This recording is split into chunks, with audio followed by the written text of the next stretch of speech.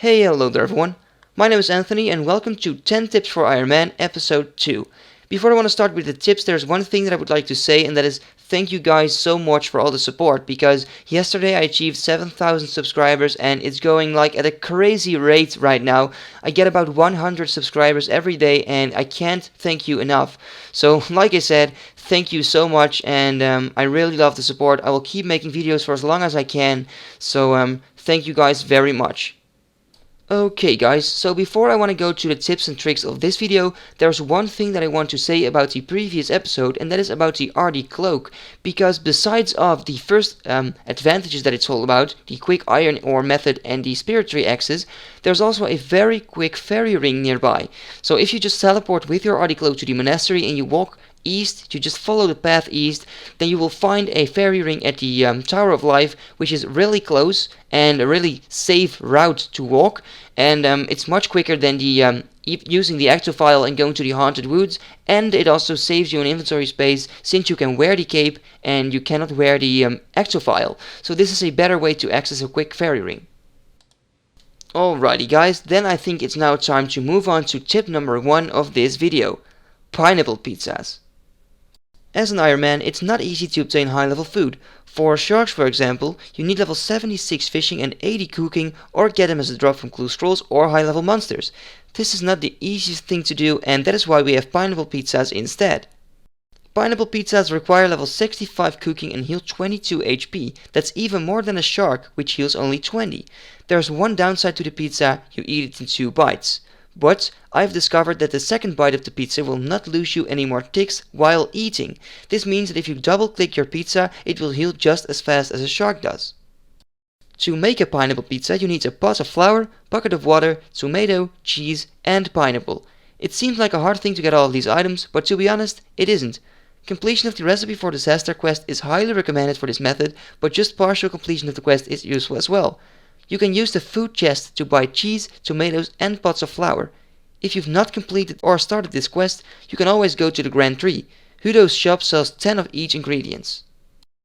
Alright, so this is how I would do it. First you go to the food chest in Lumbridge Castle, after you started or completed the recipe for disaster quest, and you buy the total amount of tomatoes and cheese you need. So for example, in this video we want 100 pizzas. You keep buying the tomatoes and cheese in every world, and you also buy the pots of flour you can. When you've done this, you go to the Grand Tree and buy 100 pineapples and all the pots of flour you still need. Then you go to Valor and you fill all the buckets of water you need. Now just stay in the bank and make 100 plain pizzas. First you use a bucket of water on a pot of flour to make the pizza base, and then you add all the tomatoes and then all the cheese. Now you need a range to cook your pizzas, because a normal fire will not work. Cook all your plain pizzas first, and then it's time to cut your pineapples into chunks. After this, add the chunks to the pizza and you're done. You've also trained 18k cooking experience with these 100 pizzas, so I would say enjoy. Tip number 2: obtaining emeralds. Many Ironmen look for ways to get uncut emeralds because they need them for rings of jeweling. I can tell you a few ways how to get these uncuts. The first way is to get them by hopping worlds and buying them at the H.A.M shop. A lot of people know about this method, so don't expect to find one in each world. Another way of getting them is by buying them from the H.A.M shop. This method is less known. To buy them you need Sockle instead of normal coins. A very easy way to obtain Sockle is by selling Chaos Runes to the Tsar Rune shop. For every 3 Chaos Runes you sell to the shop, you can buy back 1 uncut emerald. Well, that is quite nice. That's about 300 coins per gem. Tip number 3: Ecumenical Keys. If you want quick money on your Ironman, then obtaining Ecumenical Keys is the way to go. If you go to the Wilderness Godwars dungeon, you will find various types of monsters that you can attack. Every single monster in this cave, except for Eviances, has a 1 in 50 chance of dropping an Ecumenical Key.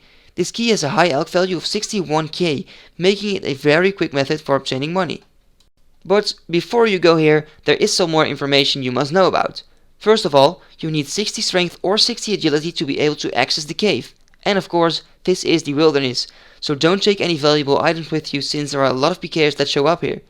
It's strongly advised to equip at least 1 item of every god that lives in this cave. If you don't, any follower of that god will be aggressive to you. You will need a Ceradomin, Zamorak, Bendos and Armily items to be completely safe, except of course from PKers. There is a huge list of items that you can bring to protect yourself from the monsters, but the easiest ones are the following items. Bring a monk robe top or bottom for Saradomin, Armadillo pendant for Armadillo, which is obtained from the Temple of Icov quest, an ancient mace for Bendos, which is from another Slice of H.A.M quest, and Zamorak robe legs for Zamorak, which is obtainable during the Underground Pass.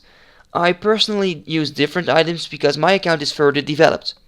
The easiest way of getting the keys is by killing all the low level monsters like imps, goblins and pyrofiends. You can have a maximum of 3 keys at a time, and each key you obtain will decrease the drop rate. Your first key is a 1 in 50 drop, your second 1 in 60 and your third 1 in 70. If you progress further in your Wilderness achievement diaries, you will be able to receive more keys at a time. However, I recommend to elk your key immediately after you have obtained one, because you will stay at a higher drop rate then. In this video I will not elk it because I obviously needed to go to God Wars. Tip number 4. Tears of Guthix. After completion of the quest Tears of Guthix, you will have access to a new weekly minigame. This minigame provides experience in your lowest skill. The higher skills you get, the more XP you get, but it also depends on your total amount of quest points and the amount of tiers you collect during the minigame. If your lowest skill is 1, you will only get 10 experience per tier you collect. If it's 30, you will receive 60 experience per tier. This is the highest amount you can get. For example, if you collect 100 tiers, you will receive a free 6000 experience in your lowest skill if that skill is at least level 30. Actually, there is just one requirement to play this minigame. Since the last time you've played it, you will need to have obtained at least 1 quest point or 100k experience drained, otherwise you will have no access, and of course you can only play it just once a week. Tip number 5. Growing Cats. Growing cats is one of the easiest things in RuneScape, but it can be really useful, especially to Ironman accounts. After completing Gertrude's Cats, Plague City and the Easy Arty tasks, you can sell cats for 200 dead runes each in West Arty. Basically you get them for free if you think about it. The only thing you have to do is grow your cat, make sure it gets enough food and attention, and there you go. 200 death runes for free every 3 hours. Tip number 6. H.A.M Storerooms. After completion of the quest Death to the Dorsian, you will have access to H.A.M Storerooms. What can you do here? You can steal all kinds of jewelry up to diamond. This is very useful for a lot of reasons, so let me explain to you. First of all, a lot of jewelry items are clue requirements. You can just keep them in your bank, and if you get a clue with such a requirement, you will have the item. Second, you can get useful jewelry such as emerald rings or sapphire necklaces, which can be enchanted to obtain teleportation items. You can also enchant ruby amulets to obtain amulets of strength. Another reason to do this is to make money.